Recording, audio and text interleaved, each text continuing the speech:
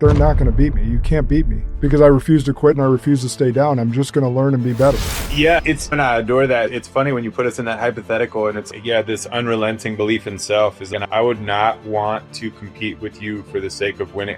My answer would be like, in my new and elevated world, as long as the race we're running is meaningful, I might lose to you unless the race is meaningful. The race of life, for me, the most corrupting thing, we spend time on theology and the Muslims are taking over and all this is like, dude, the market has made us consumers. The market isn't like everybody's beholden to the market. And I'm a guy, and I say it and I'm hesitant to say it, but I do believe in myself. Like I have a path to the $1 billion mark. And I would tell you, I'm not shying away from it. I think it's deep billions. And I'm okay with that. I'm okay saying that because I see it. I know it's going to happen. And the only reason I'm doing it is because of what lies beyond it. As if it was just for the money, I would stop. I don't want that. I set my life up to be good. On a $100,000 salary, I'm good. Now, I couldn't have bought the house that I'm living in. Once you set your life to be pursuing that as an end state, as soon as you have it, you want more. And as soon as you feel like you have enough and you stop working, all you do is try to conserve it. So for me, it's beyond the money. It has to be beyond the money. And I would tell everybody that. Otherwise, you're screwed.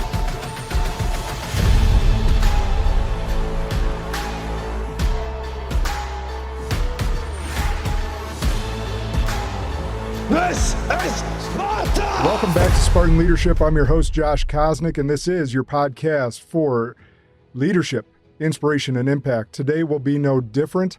I got my friend Kevin Hohe in the studio. Well, he's not in the studio. We're on Zoom, but close enough. I wish he was here with me and we could smoke a cigar and have this conversation, but we'll get to that at some point. So let me give you guys a brief intro on Kevin and we'll get into this amazing conversation. So Kevin is what I'd call a brilliant failure, and I mean that in the highest compliment possible. He's a leader, he's an altruist, he's someone who has taken risks, learned hard lessons, and kept showing up. Kevin understands what it means to fall short, recalibrate, and build again, not from his ego, but from conviction. One of the things I admire most about Kevin is his passion for bringing people together in a world that feels increasingly fragmented. He believes deeply in connection, collaboration, and community, and he lives that out in life and in his business. So today we're going to talk about leadership, failure, identity, risk, and what it really means to build something that matters, not just for yourself, but for others. And as he started before we even got on recording, we're both going to show up naked and unafraid today in this conversation. Kevin, welcome to the show, brother. Thanks for having me, dude. I'm stoked to be here. Long time. It's been a long time coming, for sure. All right, let's get right into this. Let's get to the meat and potatoes. So for people that don't know you yet, give us a little bit of your backstory. Where did you start and what shaped you? How did you get to where you are today? Gosh, man, I prepared for I knew you were going to ask good questions and I was like, all right, I didn't prepare for that one. Yeah, I think the summary story for me, and I love that you used, I don't know if you took that from my LinkedIn, but if you didn't, good on you. Like that's how I advertise as a brilliant failure. And I think I'm as brief as I can. I'd say like I'm a culmination of bouncing back up, right? So like 2 years ago, I was almost bankrupt. I love telling people that. And now like I could sell my company for, deep 9 figures. What is it? I don't know. More money than I ever needed. Right. And so I grew up, I was the kid in high school, like teachers love to hate or hated to love. Like he's smart, but he distracts everybody. I'm like your typical ADD nerd, never got prescribed. I used to get so pissed off in college because all these people that I know that I'm at least 10 times more attention deficit than them and I'm not using meds. And I felt like that was cheating. I'm like proud of that now because I'm like, remind me to get to my X-Men theory, but like we're persecuting. ADD is a superpower. Like it is completely a superpower. Like why would you medicate and regulate that? And our hegemon. Anyway, so yeah, I went to college. I was a partier. I love your burn. I use it like 3 types of asshole. I can't remember how you do that, but like, hooking up with women, being a jerk, worried about money, like totally living for me, myself, and I. And then I bumped into Jesus and gave it all up. Like I lost friends over it, right? You stop drinking in college and you say, hey, I'm going to live a better life. And people are like, they don't, it's not that they're like, hey, I don't agree with your lifestyle. They're like, hey, I don't want you judging mine. And I'm like, what?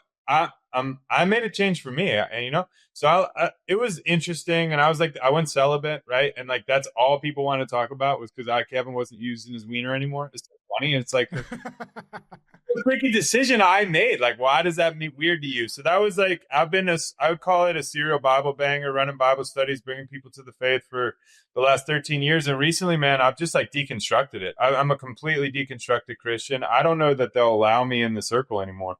I believe in Jesus so much that I deny the religion of Christianity when it doesn't align with like his core purpose. So that's really important to me. The podcast, Better Questions, I like explore all that stuff.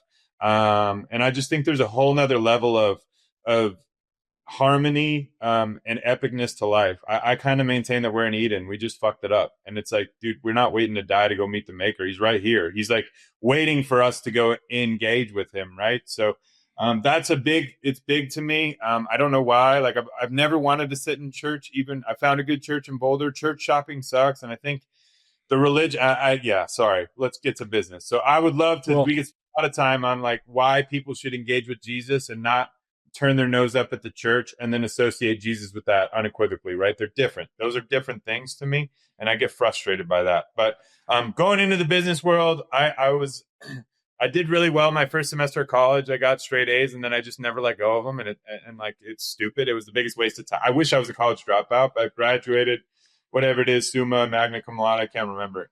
Did well in school, went to the family business. I said for the first 3 years, I was like, if this is how it's going to be, I'm out. And then I got out, joined the Marine Corps. The greatest thing I ever did. It's a long story. I was a tank officer. Like, I think I'm going back, by the way. I got out and I just miss being around with I just miss being around America's best. Like, there's nothing better. And like, I did. People are like, how'd you make that decision to leave the family business? Like, it was easy for me. I knew at year 50, I would wonder, like, this could be a colossal fuck up. I had to know. Like, I had to go and experience. It wasn't. It was great. It really redefined me. And then, so since 2019, we've been grinding away. I run, I'll ask you what you would call it, but I took it over as a $4 million shop. We did 50 last year. We sold 100. We've never not installed and delivered in revenue what we sold the year before. So I'm running I would say $100 million specialty contracting business. And man, the lessons I've learned, it's awesome. It's painful. And it's a series of just failures is what I would say, and bouncing back up. And I do it pretty fast. So that's what I know. Well, that's a great backdrop. You gave me so much to like. I think there was probably 5 different points in there. I had a different question I was going to ask, but sorry. No, it's all good. We're both ADD. So the piece that I wanted to kick on is obviously I agree with you on the church side of thing. I call it church dating though. When you get to a spot, not church shopping. I think same, but you really do. I believe like there's a lot of churches that get in the way of you actually experiencing and knowing Jesus, or a lot of churches that aren't actually teaching the Word of God. And so you got to find that church that you do identify with, because it is important to continue to dive deeper into the Word. But I like that point that you brought up. I want to go back to, your Marine service and then your transition, because obviously you had a great experience. I've had a lot of veterans on this show that had mixed experiences. What was it about in 2019, starting your own business? What lessons did you learn, or what was the impetus to go, okay, I'm going all in on me post this military service?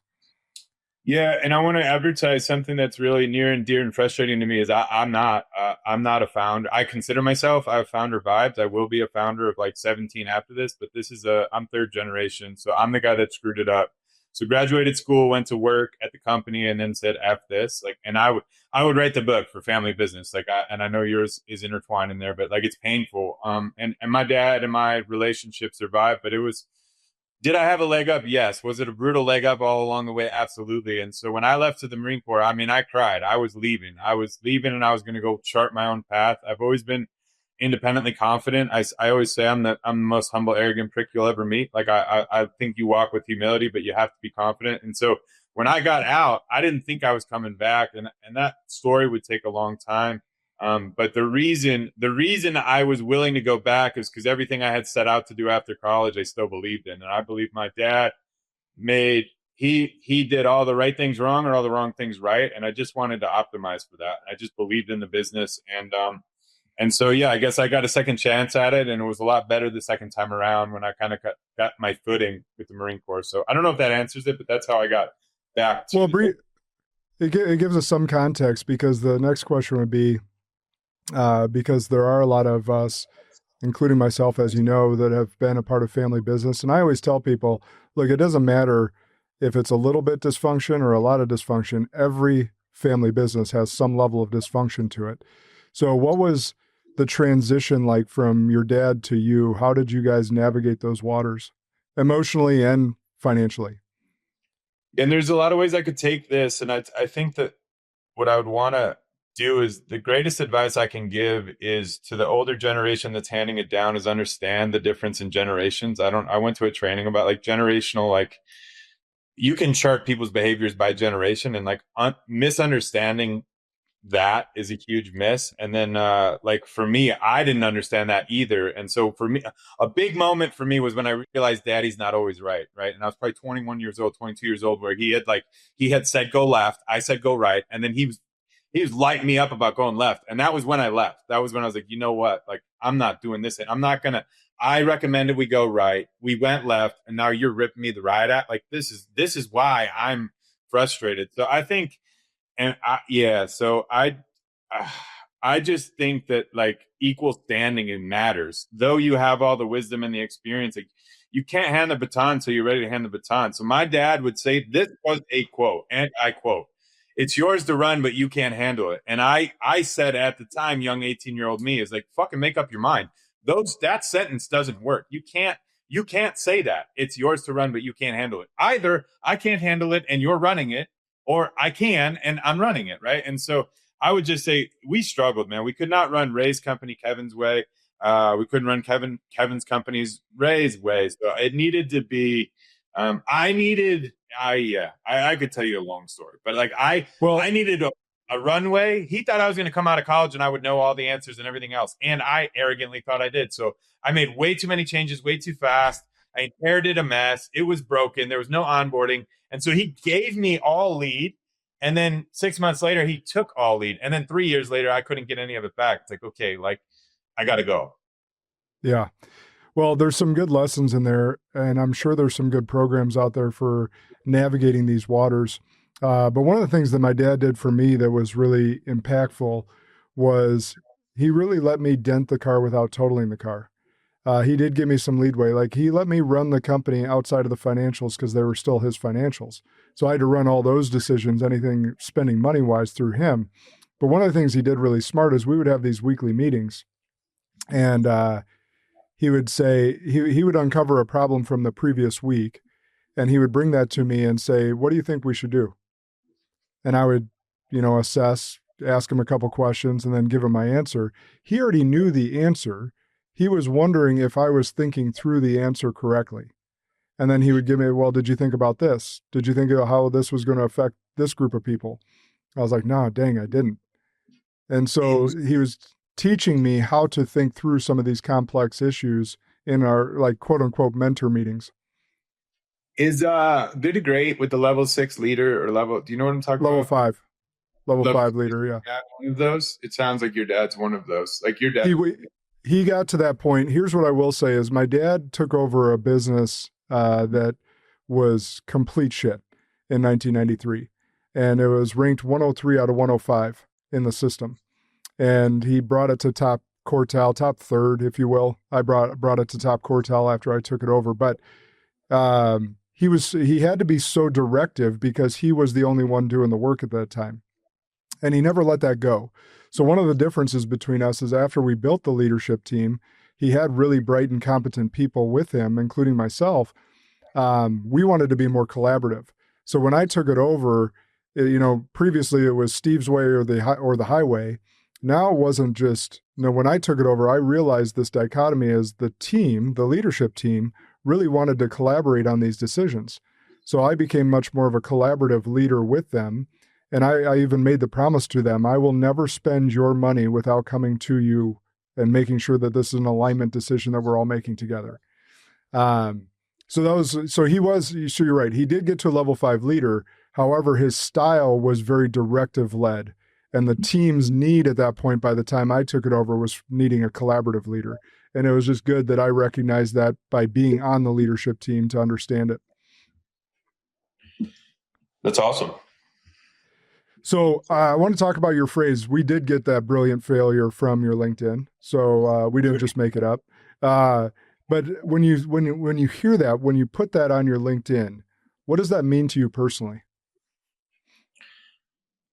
I've been struggling with, I really have, is I've kind of entered this matrix that you're already on. It's a goat rope, right? Like you're not anybody unless you have social media, and I can get into that later, but it's like, how do I want to advertise myself? And I really am taken to like philosophy of late. I think like that's one of the lost arts, but like, who are you to call yourself a business philosopher?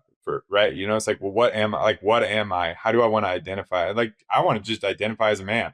I'm just a dude, right? But like, I think what makes me unique, a few things, but like I used to be so proud of my grit. It's funny I'm wearing this Mountain Grit hat, but like grit was the value, right? And it's one of our values. And I'm a big culture guy, but like the last and most vital, I think, to the human experience is authenticity, right? Everybody's running around afraid to say what they think, to be what they are, to live out loud and proud. And I just think there's power in somebody that's like, hey, I'm a failure. Like this is what I fucked up. You want to learn from it? Let me tell you about it. And I think when I put that out there, like I don't want to be known as a $100 million CEO. And I think I might have edited that out. I don't know, because that's who I am. But like, I'm so tired. I get snubbed online by so many people that like would do well to spend $10,000 to sit in a class with me. And I know that. And it's like, I get upset for the other good thinkers of the world that get snubbed. And so it's like, who am I? Like, who do I want to show? And like, this is me. I fail better than most. I think probably better than any. Like, I get up so freaking hard and fast. It's like, I just don't even consider losing. Like, there is no loss, because every damn time I have learned for the next one. And you can chart my company's growth right to jobs where I got told no. And I know why I got told no and how I got that to be a yes the next 20 times. Right. So it's really the essence of me is like, I could just say I'm authentic, right? That's what I would say. But people be like, what does that mean? They don't. I'm like an authentic, like, human. So yeah. I am somebody that wears it on their sleeve. Here's who I am. You get one version of me. I've done this since college. It's like, there's no closed door meetings. I've recorded all my meetings, and you know what? You could put them up anywhere, any place. I cannot be afraid for anybody to know me. I looked in the mirror in high school, college, and I knew I'd be extremely wealthy. I didn't want to be wealthy, but I knew that I would. And it's like, well, what are you going to do with that? It's like, I'm going to make sure that at whatever a hand I was given, I'm going to give it back tenfold, because I believe in that ethos. So anyway, yeah, man, it's the easiest way for me to market myself as somebody that's not gross, I guess, authentically. No, I love it. I love it because it's leading through authenticity and vulnerability. And there's something you touched on there that's really key that I want everyone to pick up, is that undying belief in yourself and not giving a fuck what other people think. Like what Kevin said there is the same attitude I have. Like if Kevin and I were competing against each other directly in market, neither one of us is going to think the other guy can beat us. Neither one of us. Like we are both going to go head to head and both think that we're going to win. And that's the undying faith you have to have in yourself. Like I was just thinking about this the other day. Yesterday, I was sitting at the airport and I was thinking about a competitor of mine, or a soon to be. And I'm like, they're not going to beat me. Yeah. They may beat me once, but I'm going to learn so fast that from that that's just a battle and I'm going to win the war. Like they're not going to beat me. You can't beat me, because I refuse to quit and I refuse to stay down. I'm just going to learn and be better. Yeah, it's and I adore that. It's funny when you put us in that hypothetical, and it's like, yeah, this unrelenting belief in self is like, and I would not want to compete with you for the sake of winning. I would like, my answer would be like, in my new and elevated world, is like, as long as the race we're running is meaningful, and like I think, like I don't know where you're at with it, and I don't. Yeah, I might lose to you unless the race is meaningful. If I know that, like, if that's a race that I have to win, like I'm done. And I just, the race of life, for me, the most corrupting thing, we spend time on theology and the Muslims are taking over and all this, is like, dude, it's the market. the market has made us consumers. The market is like, everybody's beholden to the market. And so like, I'm a guy, and I say it, and I'm hesitant to say it, but I do believe in myself. Like, I have a chart, a path, to the $1 billion mark. And I would tell you, I'm not shying away from it. I think it's deep billions. And I'm okay with that. I'm okay saying that because I see it. I know it's going to happen. And the only reason I'm doing it is because of what lies beyond it, right? As if it was just for the money, I would stop. I don't want that. I set my life up to be good on $100,000 salary. I'm good. Now, I couldn't have bought the house that I'm living in, but I love it. And so but like, I find, and I don't know if my dad will ever listen to this, but my dad is a 1%er all the way through. And like, he's stoked. That's all that matters to him is money. And it's money, money, money. And it's like, once you set your life to be pursuing that as an end state, as soon as you have it, you want more. And as soon as you feel like you have enough and you stop working, all you do is like try to conserve it. So for me, I just want to be very like, and I think you're a purpose-led guy, is like, it's beyond the money. It has to be beyond the money. And I would tell everybody that. Otherwise you're screwed. You're screwed. 100%. And I want to be really clear, since both Kevin and I are believers, like when he's talking about that money there, let's be really clear, because a lot of people bastardize what the Bible says here. It's not that money is evil. It's the love of money that is evil, right? So go back to the written word. It's the love, having money be the idol, which is what Kevin's putting very eloquently. Money is not the idol that you should have. But on the other side of the paradox is money is not a bad thing. It is a tool that Kevin can steward and give away to the world, right? To whatever his passions are, to whatever Christian causes, to whatever societal causes, whatever it may be, to be of service. I want to go back to the competitive thing real quick, because there's a paradox there. Is, by the way, I don't think Kevin could beat me if we were going head to head, and I know he feels the same way. That being said, we both want to see each other win, because in winning, there is... it helps you get better. Like if Kevin and I were going head to head, I still want to see him win, even though I want to beat him. Like that is the paradox in the posture you need to hold as a human, is you still want to see other people win, because it's the energy that you give out to the world. If you're constantly thinking of putting others down to win, or take whatever shortcut to win and cutting others down, you're eventually going to get cut down. So it's the energy that you put out to the world in that respect. No, and I appreciate that clarification, because like, and I'm doing it in defense. In college, I fell in love with Elon Musk, because he said, "Here's the blueprint. If you could do better, let's go." And I'm going to do that in my business too, because I'm like, it was the first time I kind of came out speaking at Fence Tech. That's our Catalina wine mixer. I haven't done it. I spoke. It's funny. But I said I don't compete across the industry. I compete to elevate the industry. So everything I have, you can have. And if you can do it better than me, good, because then I got to elevate, right? And it's like, we got to do that. And like, there's this like theme in our industry of like squashing the little guy. It's like, you idiot, like build him up. Like you want a very, if he's profitable, he's not dragging your market down. You don't want him out of business or whatever. So yeah, man, I think it really is a rising tide. And that's like the people that are rising the boats, like they are the ultimate victors, generally speaking. And like, that's right. We start with the wrong question. This is a big theory of mine. It's like, we always ask like, how much money can I make? Like start with how much good can I do? And then guess what? You will make more money than the people that started with the wrong question, I think. That's right. How well can you solve a problem? And therefore, if you solve that really well, you will make more money. It's a really simple equation. Like, and you're right, like Warren Buffett and Charlie Munger gave more investment game back to the world than probably anyone else, and they're the two most successful investors on the planet. Now, rest Charlie's soul at this point, but Warren's still alive. And they literally give you the playbook. Just very few people follow the playbook. Yeah. It's amazing. So earlier you referenced, a couple years back, you almost filing for bankruptcy, and then now running a 9-figure company.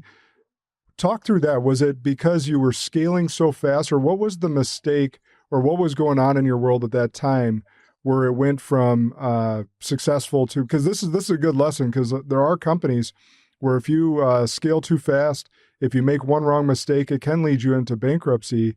So let's talk through what led you to that and how you got through it.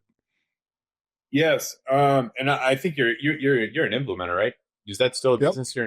Yeah. So we have EOS, and I had been on the journey to find an integrator, and what I recognize now is I'm a unique pairing. To meet my intensity and counterbalance me is not easy to do. I'm a force. I think I really like. I call them my handlers. Like I need like nine people need. Like I got the idea factory is always going, and that's it. The summary would be: I was trying to build a rocket ship and take people to Mars, and most of my team was riding horse and buggy, and I didn't know it. And so I'm like, I'm flying, they're riding, and it just wasn't aligned. But the big thing for me was I have a weird thing about money, and I don't want to damn my father out here, but there's a lack, right? There was a preference over me that I felt, and so I've always just hated money. So I was going to keep myself poor for a really long time because I didn't understand that. And then the business as well, it was his business, not my business, and so I always. Like when I got out of college, I thought I'd set it and forget it, right? I thought in 3 years, get it running, get it self-automated. And I would just tell most people that believe that they're going to do that, they're wrong. It's going to be a lot more pain than that. It's so hard. And so 15 years later, I was running from it, man. Like I wanted to dump the baby and move on to the next. Like I didn't go to college. I'm a serial entrepreneur. And I say this, I'm a serial entrepreneur trapped in a fencer's body. This was one thing for me, not the thing for me. And so I made a bad hire. I dropped it. I said, hey, go off. And like, I thought I was learning, but I wasn't reading right. And I just made one bad move and I let it go just a little. I like right away to the ragged edge before I was like, okay, I got to go back. And I think there's so many things intertwined in that. One was a little bit of an imposter syndrome. Like I didn't realize how good I was until that moment. It's like, oh, I know something that most people don't know, right? And so 32-year-old me is like, most of the people working for me are 40s, 50s. It's like, I figured I had more to learn. It's like, no, I got more to teach. And so, yeah, I had trusted the wrong person. And then they say inspect what you expect or trust but verify. I was always light on the verification. I still am. Like, I don't want to look at payables. I don't want to worry about filings. Like, fuck insurance. I don't want to deal with it. I hate it. And so I let way too much lead out. And it brought us to our knees. I mean, if the bank, and Frank, I don't mind sharing it. If the bank didn't believe in me, if I didn't hold that relationship, and shout out to Dave who made that contact, and to Rich, my banker, like they could have come. Like they could have come. And at that moment, I think my CFO was like, we could say this. And I heard the existing president that I hired lie to my banker a little bit. And I didn't actually dime him out, but I'm like, that's not how we're going to do this. Like, we don't do that. We're not going to, like, that was a little too much. Like, no, here's the straight. This is where we're at. I will get out of it. You will know if I'm not going to get out of it. And it was it was fun for me. I'm a chaos guy. So like, if you gave me the opportunity and you're like, hey, I got this $100 million business. I want to build it to $1 billion. I'm like, no. If you say, hey, I got this broken $5 million, there's no chance. Like, I just need you to make it survive. I'm like, yeah, put me in. Like, I love it when it's F up. But, and so, yeah, I got about 2 months into the like dig out, and I was looking at like a workout company and bringing somebody in because I wanted nothing to do with the company. And that's when I was like, dude, no. I'm going to do it better than them. I'm going to do it faster than them. I know the business, and it's so, and that's, it really gave me kind of my last seat of confidence to be like, yeah, dude, I'm a CEO that knows what he's doing. And like, not many can do it better than me. Cause the rest of my journey would have been breaking it, fixing it, breaking it, fixing it. And that was kind of the final, like almost death spiral. And we recovered. So I don't know. So was that the integrator that was the wrong hire? Yeah. Okay. So, and you said that you left or didn't fire them quickly enough. I would give everybody this, the first 30 days. And I don't know if you agree with this, but like, ideally you get them before you get in the door. But I know in 30 days, it's a hell yeah, or it's a hell no. And if it's not a hell yeah, it's a hell no. And like, I had a plan to grade him, and I kind of like happy talked my way out of it. It's like, oh, that was a bad plan. And the plan was perfect. He had a shit plan. My plan was to grade him by his plan after 30 days. And he showed up as clueless. And I didn't live into that moment. And then I let it go. It was only like 6 months. But it was through winter. So it's our hard months. And so, you jack up spending in 6 months, like literally jack up spending. You start spending frivolously, and then you freaking plummet margins. Like, you're in, and you go through a hard season in winter. We're seasonal business. You're FUCK screwed. Like, you got a problem, and that's where we were. Yeah. So what did you learn in that experience to hire your next person?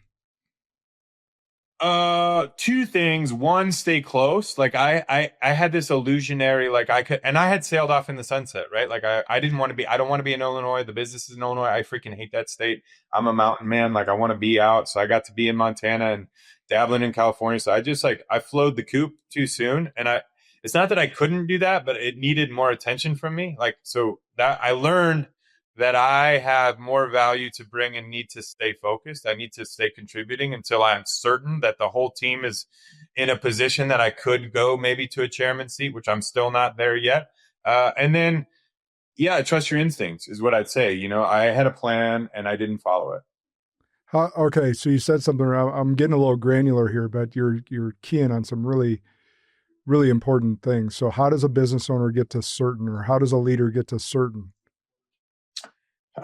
Never. I'd say actually never, right? Never. I'm a big curiosity guy. It's like you always stay curious and always be testing it. Like even my guy now, he's great, but I'm always asking questions and I'm always like, I don't like, you know, trust but verify goes back.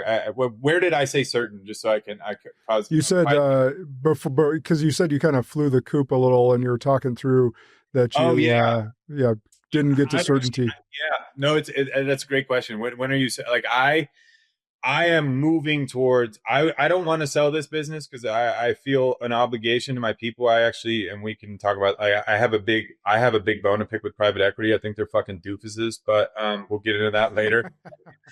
I owe my people to build this for them. So maybe we'll ESOP, but I don't know that.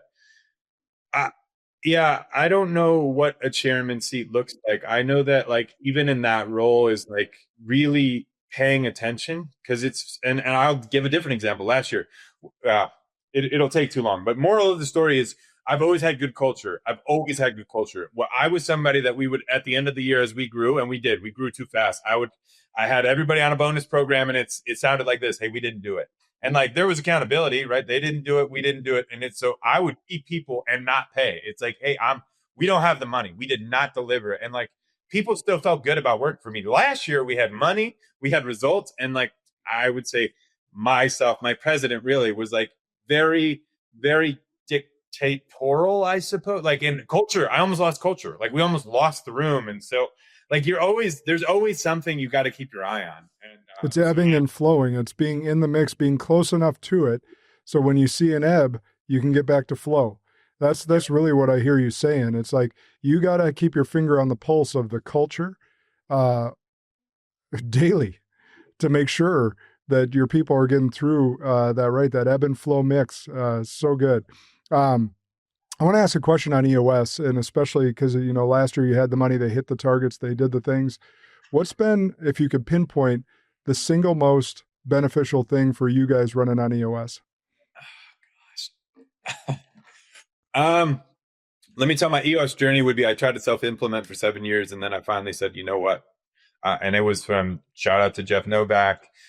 He said he got an implementer, and that's when he really got traction. And so we had to do the same. And the same is true for us. Like that really took it took us from like really spinning our wheels with a little bit of grab, not climbing the hill, to like, okay, like, you know, the diffs are locked and we're moving. So that would be my EOS journey. And I think the question was, what's been most helpful or transformational about you? Yeah. Has there been a single piece of it that's really, I always like to ask people this because I have my own clients in the EOS world, and I think there's been different pieces from the accountability chart to getting everybody on board with rocks to different pieces of the rollout that's been most beneficial. That's why I was just curious what's been most beneficial in your eyes.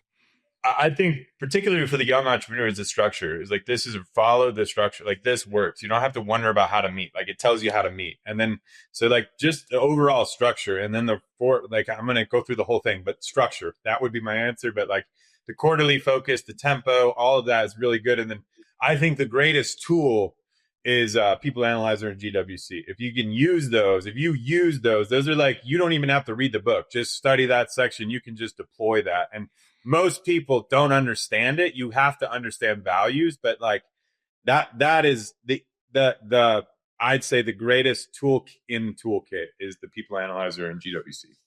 Love that. My favorite tool for everyone's reference is Delegate and Elevate, because I think most leaders suck at it. But the People Analyzer is awesome. Yeah. And if you guys, anyone listening, want questions on that, you know where to find me.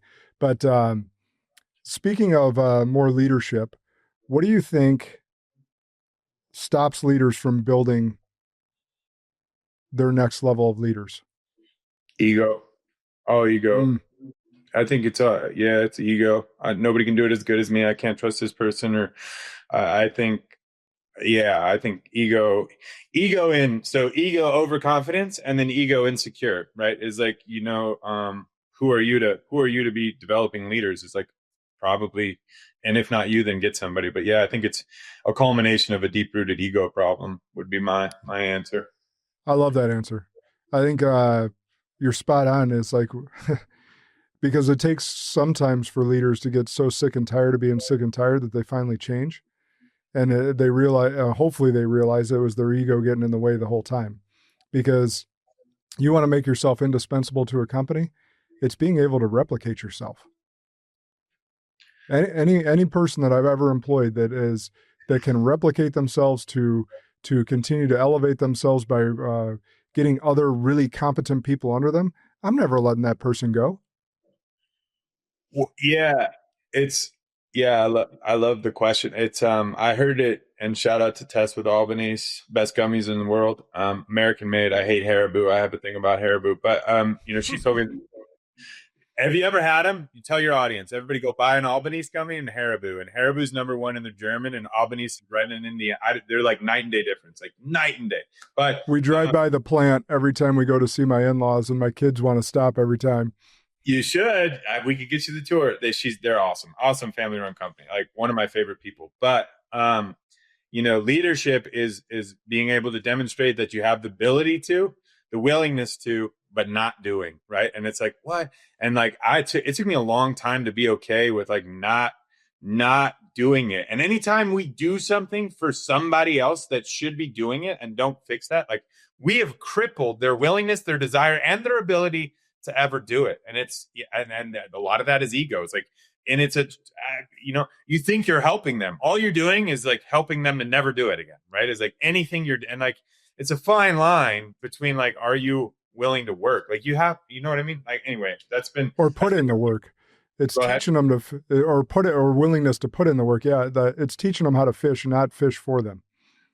Yeah. And it's been a big one for me, I mean, in the last, like 3 months ago, I was like, dude, I got to act like an executive. And if I act like an executive, that means I will not go fucking fix your problems. Like, no, like you caused this, you're going to fix it. I'll show you how. I will set you conditions for how. But I'm like, because, we do the old like, all right, we lost a pre-construction director. I'll do it. And like, so you got CEO, and like we had to do, it was abomination, man. Like I was the sales leader. The president was the pre-construction. It was just, it's like, this is not leadership. This is damaging. And so that's a recent evolution for us is really being a leader of leaders. Yeah. Trying to be a professional firefighter and at the same time being an arsonist is kind of the analogy. Yeah. It's like you're trying to firefight, but really what you're doing is being an arsonist and creating more fires in the analogy you gave there. So you're huge on culture. And what I love about the culture you've built and your focus on it is you're in a largely blue collar world, and people in the blue collar world have struggled with this because for those that don't understand or haven't been in the blue collar world, like most of these guys and gals that come from that world, came from also blue collar families. So they haven't seen a lot of money in their life. They haven't seen a vision or a dream that can get them out of their current circumstances. But it's a huge opportunity for a great leader like Kevin to expose them to things that they've never seen before. But it is a really tough drag for people that have never been exposed to money, to a lifestyle that they could never dream of. How have you gone about building such a strong culture? I'll start there. I'll leave it with that question. How have you gone about and pouring into those blue collar folks? And I appreciate, appreciate the sentiment. I would love to come back. I know we're going to come up on time and talk about, because I want to intertwine with kind of what you're doing, because you're doing with Kairos. What I want to do is like you were saying, and so I want to do that, but I don't want to monetize that necessarily. So I want to explore that with you, particularly because to me, the backbone of the country, our company for sure, is the guys that get up, the guys and gals, that lace up their boots, that bleed and sweat for the job, right? And they get shit on. Our industry sucks, and I'd say so. My answer is, at an early age, I knew labor was the problem, right? And everybody kind of takes the big problem and assumes it's a standard. I think the idiots like myself are like, no, I'm gonna fix that problem. So like, I can't get good labor. Like, I will fix that problem. So that's not true. So that's not a problem I had. And how do you do it? It's very simple. Make them more important than anybody else. And like, and it sounds simple, but like 5 years later, like when I tell my guys, and I have a call, it's my favorite call. We just did it 2 days ago. It's my installer call, and it's like direct to the CEO. All my installers have direct line to me. And I was getting ready to condemn somebody. I was like, this mother effer wants to talk about how he's labor for it. I bet she hasn't talked to it. I bet she doesn't even know what his crews do. And I was like, wait a minute, when's the last time you talked to your crew? So that's why we set up this call. But I'd say it took 5 years. I said, hey, our why, our purpose, the company's purpose is how my dad started, was because he was out of money, and he built this business because he needed to provide for his family, right? And that, like, our job in this company is to demonstrate a responsible disbursement of wealth. So I'm going to limit my CEO's pay by my super's pay. That's me, right? I don't want that to ever get out of balance. Like, maybe not one for one, but we're never going to be executives are making millions and millions, and then all the installers are like working for table scraps. So, and we're union and non-union. So like, I get to take somebody and say, hey, you could start at 25, rapidly make 35, up to 50 and $100 an hour to be building fence. Like, that's a cool place to be. That's a cool place to start. And then I care about them. I legitimately care about them. And we've been trying different programs. It's like, let them take the fucking truck home. Like, they don't need to go buy another truck. Let them take the truck home. I bought the truck. It has no benefit to me to say, and that got complicated. So we've been doing a bunch of programs. At the end of the day, finally, my people know that I care. They know that, like, I really do care in a real meaningful way. Now, are they making like significantly more money than all of the competitors right now? Yes and no, not as loud and proud as I want it to be. And we've got some other initiatives. Like, everything we do is to their benefit. Like, when we sell a job, we don't say, hey, here's how many dollars we make. It's like, here's how many man hours, like, we're putting people to work. Like, that's why we do what we do. So it's just embedded. That's awesome. What you guys just heard there is a masterclass in leaders that care more, win more. That's really it, is you have to love your people, and they have to know that you love them. And then when they know that you love them, they'll run through a wall. If I can keep on my sermon, it can't be phony. That's why I don't mind. I can advertise my strategy, because these private equity ding dongs, like, they can't fucking do it. They can't do it. You can't pretend to care. Like, I've been intentionally caring for 5 years, and it's only starting to culminate. So like, it's like, good luck. Like, their whole ethos, and I don't mean to be picking on them, but like, it's like, for the people that are like, you can't pretend to care. You must actually care. Like, it's like, if it's phony, they know it. It's just like the Marines. You can't fake. If you're competent, you're competent. If you don't know what's going on, you best damn well just say, hey, I don't know, because they'll read you like a book. So yeah, it's going to be. Know that it's okay to say, I don't know, but I'm going to find out. Yeah. I'm a big believer. If you want to build trust, you walk into a room and say, guys, I'm not sure. I think the only time that a leader needs to make a decision is when there needs to be a decision and the team can't make one, right? It's like, that's when you need to be decisive. Other than that, you got to empower them to decide. It's the exact opposite. I don't know is anytime shit gets rough for me, this is what I bring all my thinkers in a room, the people I trust, and I say, look, this is what's going on. I'm not sure how we get out of this. And it has never failed me. Never failed me. It works. Yeah. You shouldn't say that. No, that's awesome. All right. I know we're running up on time here. Obviously, you guys could probably tell Kevin and I could rap for more hours, but we'll have to do it again. There's 2 last questions I want to ask you. If you could challenge every listener with one uncomfortable but necessary truth about leadership, what would it be?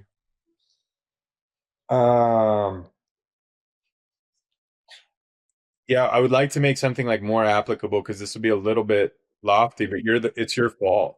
Like, whatever it is, it's your fault. Literally, whatever it is, like, it's something like you can affect it better, or so. Like, yeah, like, find and I don't mean to like quote Jocko. I haven't read his book. I admire him. I don't think I need to read it because I understand it, but like, own it in a way that, like, this is a good example. It's like, oh, the kids don't want to work. No, they don't want to work for you, dude. Like, fix yourself. Like, that's your fault. Like, whatever the problem is like, correct yourself. If you have an issue, like whatever, people like, I can't get leads. It's like, well, go study better. Like, what do you, or I can't sell. It's like somebody is selling it, and it's not because they're cheaper than you or your value proposition is wrong. Like whatever it is, you are in your way. You are absolutely in your way, and find it, and then go fix yourself. And then you'll learn. Yes. Extreme Ownership is the book he's talking about. I do highly recommend it. It's in my top 10 reads of all time by Jocko Willink. And I actually love when I come into a team and they have ownership or extreme ownership as one of their core values. But then I want to see them live it. And that starts with the leadership. And the leadership, because and you probably saw this when you entered into the EOS world, but one of our lines that we literally say to every client is good news and bad news. Good news is everything going well in your world is because of you. Yeah. Bad news. All the issues going on in your world are because of you. Yeah. And that's exactly what Kevin is speaking to right there. And we got to own those issues. It sounds so simple. It's like really, it's deep. You got to like dig into that. Sorry, go ahead. No, it's right on. Like all those issues, it's a leadership issue. Everything is a leadership issue. What Kevin said is find it, solve it at the root cause, and fix it. And sometimes that's fixing yourself. So last question, brother, and we'll let you go. I always end with this one. What's an unpopular belief that you hold to be true that you think others or most others disagree with? Oh, dude, can I piss Christians off? Is that okay? Yeah. I mean, we're open and unafraid, right? Yeah, man. And this has been deep for me. And if anybody's curious, I do have 2 podcasts. I'd love to get you on, or I just keep coming. I'd love to do a monthly roundup with you. I've been talking about that. So on yours, on mine, I don't care. It's just fun to jam. But on the theology side, man, it's like, I think the commonly told story is the wrong story. And I think Jesus so loved the world that he wouldn't ask us to condemn people to hell before we get to know them. And I think that I just think we're telling the wrong story of Jesus. I think Jesus' story was far more magnificent, far more incredible than traditionally taught in the church. And I don't think that we were born sinners and can't recover and take the right theology. I think that there's a connectivity with the higher power that exists to everybody, and they should go find it. And I think it's great to start in the Bible. So that is going to piss a lot of people off. But if anybody is bothered by that, I would love to chat with them. And then to be more on the leadership side is, I don't know, man. It's not really unique, but I'd echo what you said is like, find a way to be more charitable and people will follow you. Like find a way to be more charitable. And I almost guarantee that it'll be more profitable. And I don't give a shit what your tithe is. I don't care what you donate. I do care about your time and your intention. Is if you find a way to be intentional, you will make more money. I freaking guarantee it over the long run. It might hurt in the beginning. So that would be more of the leadership, more application on the leadership, I guess. No, I love it. I love that you brought up tithe there as well, because a lot of people confuse that in the Christian church. And Old Testament said 10%. New Testament doesn't say that. It's about your heart posture and what has God put on your heart. And recently God put on my heart to cut a 6-figure check, and I'm going to be obedient. So that may be a 10% or maybe more than 10%, but a 6-figure check, and I'm going to be obedient. And so it's what does God put on your heart? And that is what you tithe. Old Testament was 10%, and that may piss some people off too. But either way, that's how I read it. Yeah, I think if it's not everything, like we'll get into that. Let's do another one. I would love to chat with you monthly. I know you're busy, but I'd come on here if you want to run it. Alec and I will figure something out, brother. Where can people follow you, find you, buy some fencing, whatever? So Complete Fence is the company. I'm getting ready to launch my social, and Dennis gives me all sorts of shit. I got like 600 videos. Remind me to get into that with you. So I'll be active on socials shortly. Ivory Impact is the company I'm getting ready to start, where all my other stuff will hold. And then Atomic Construction and Better Questions. If you want to hear me talk or facilitate and be on the other side of the mic, that's where they can find me. But man, we got some things kicking off. Nothing like super beyond the fence right now, but it's coming in short order. Well, get those links to Alec, and we'll get them in the show notes as well. Spartans, you know what to do. This was an amazing conversation. Want to thank Kevin for coming on. Share this episode. You know, I usually say share it far and wide. Here's what I'm going to ask you to do today, because this is exactly how we grow. Share it with at least one person. share it with at least one person, and that's how we grow. We've been running these podcasts for a few years. I don't make any money off this. In fact, I pay a lot of money to do it. It's expensive. I mean, just the cameras in the studio were $30,000, just so everyone knows. And that's not to like make you feel bad. It's just perspective. Share the episode, please. Remember, the good and great are the enemies of possible. Lead like a Spartan today.